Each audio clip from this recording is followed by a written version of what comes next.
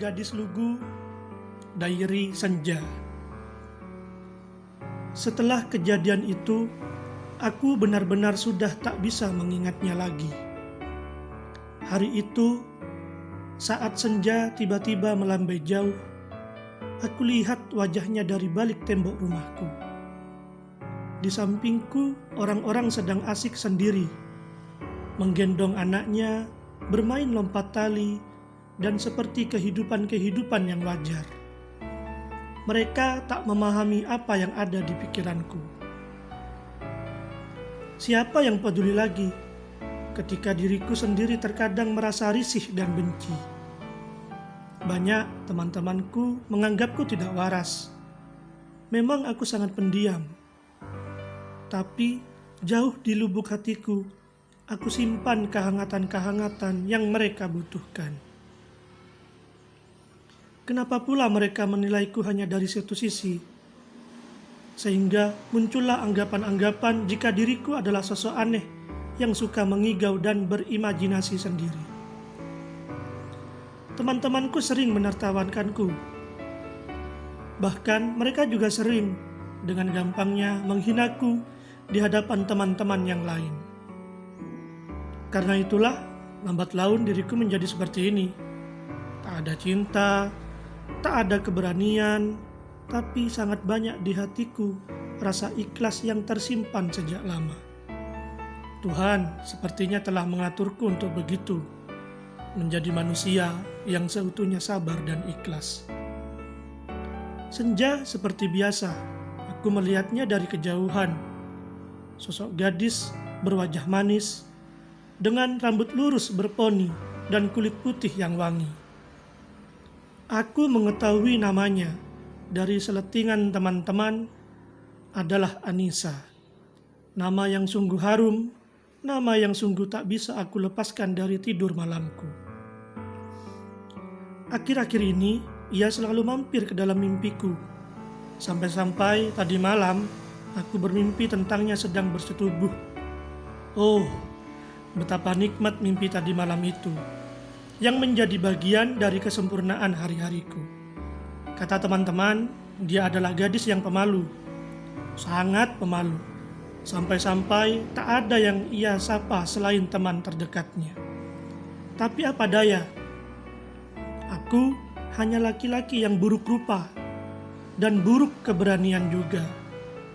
Sehingga sampai sekarang aku hanya melampiaskan rindu dengan memandangnya dari kejauhan saja. Hampir setiap sore ia berjalan kaki, membeli roti untuk ibunya yang sakit parah. Kemurungan wajahnya tampak jelas dari kejauhan. Apalagi saat punggungnya yang cantik itu sesekali menghela nafas panjang, membayangkan jika di sampingnya adalah aku. Ibunya sudah sejak lama lumpuh ingatan. Ingatannya seketika hilang saat tengah malam. Sampai sekarang ia dan ayahnya tak tahu apa penyebab ibunya lumpuh. Untuk ke rumah sakit ia tak punya biaya. Apalagi ia sudah berhenti sekolah sejak SMP kelas 1. Kesibukannya hanya menjaga toko ibunya dan mendengar godaan-godaan lelaki desa yang sedang butuh belayan. Siapa yang bakal menolak gadis semanis Anissa? Terbayang jika akulah sosok suami yang mendampinginya nanti.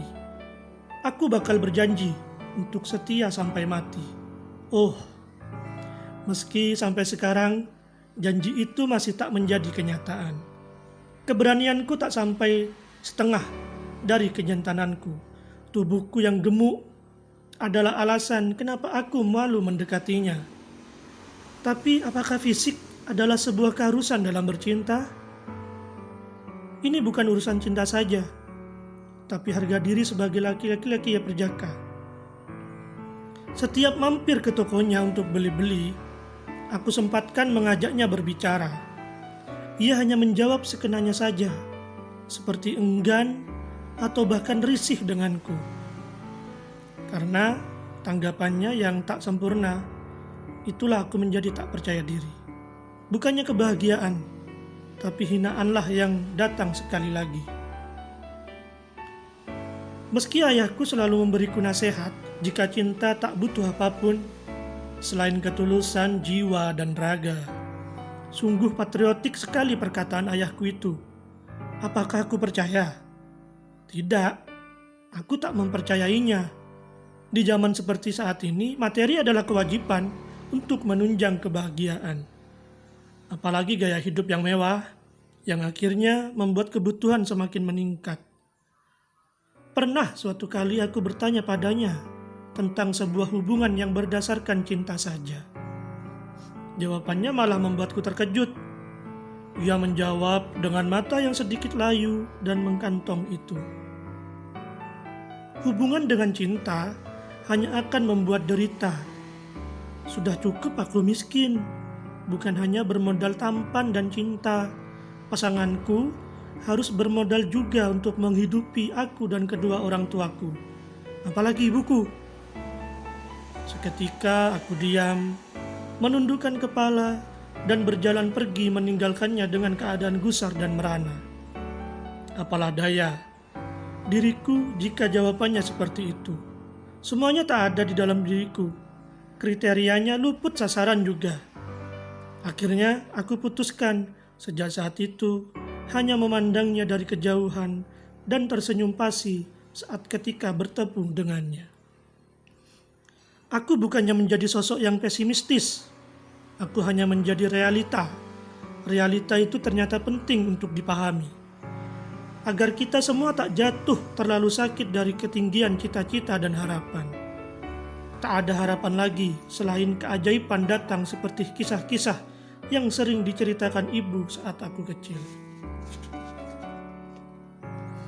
Selain wajahnya yang manis, yang menjadi ketertarikan darinya adalah kedua bola matanya yang bulat dan indah itu. Lelaki yang memandangnya pasti akan jatuh hati kepadanya. Hanya dengan memandangnya saja. Apalagi ditambah senyumnya yang lugu, semakin membuat para lelaki terpesona akan keindahan fisiknya. Apa benar ini cinta? Atau jangan-jangan nafsu belaka? Sering aku bertanya. Seperti tadi malam saat aku pandangi wajahku sendiri di dalam kamar dan sembari memegang kedua kantong mataku yang semakin menghitam saja. Apa benar diriku jatuh cinta padanya?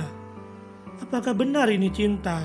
Atau jangan-jangan hanya rasa kesepinku saja?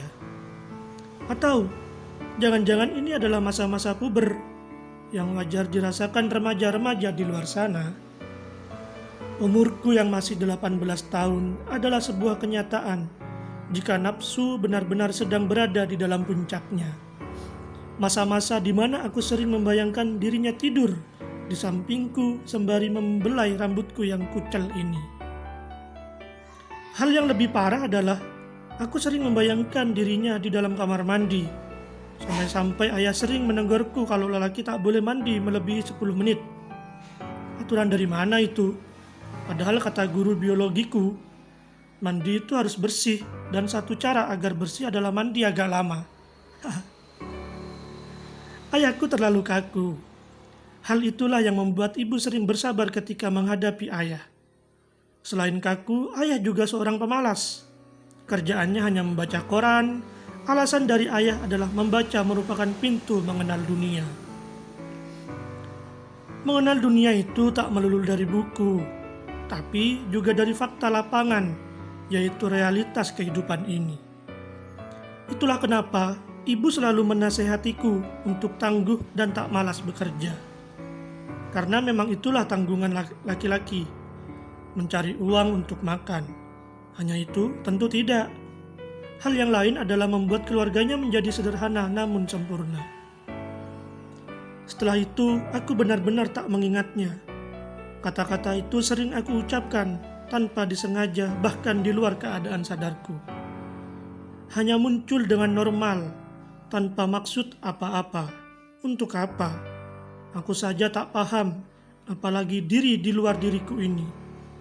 Sehingga beberapa hari terakhir, aku selalu memandangnya dari kejauhan, mencoba menghirup aroma tubuhnya, atau membayangkan jika ia memelukku dari belakang sembari bercumbu denganku.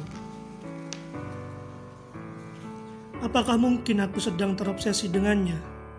Tak separah ini seharusnya. Apalagi sudah sangat yakin jika ia pasti tak mau denganku. Teman-temanku malah tertawa. Ingin aku buktikan, tapi dengan cara seperti apa? Aku bingung sebingung-bingungnya. Sehingga senja itu, di balik tembok rumahku, aku melihatnya sedang duduk di depan rumahnya. Kita ini bertetangga. Jelas, jika sering kulakukan sesuatu yang tak bakal ia ketahui dan ia sadari. Aku pandangi makin lekat saja dari kejauhan. Mulai dari matanya, bibirnya, rambutnya yang keangkat ke atas sehingga memperlihatkan lehernya yang jenjang, lalu senyumnya yang datar ke orang-orang yang berjalan di depannya. Apa yang sedang aku lakukan? Aku berusaha mengamalkan cara yang diajarkan oleh temanku yang lulus dari pondok. Ia pernah mempraktekannya dan ternyata berhasil. Perempuan yang ia cintai bahkan menjadi istrinya. Ia memutuskan untuk menikah muda dan katanya sangat menyenangkan. Aku coba memandangnya lebih dekat sampai-sampai ia menolehkan wajahnya kepadaku. Berhasilkah?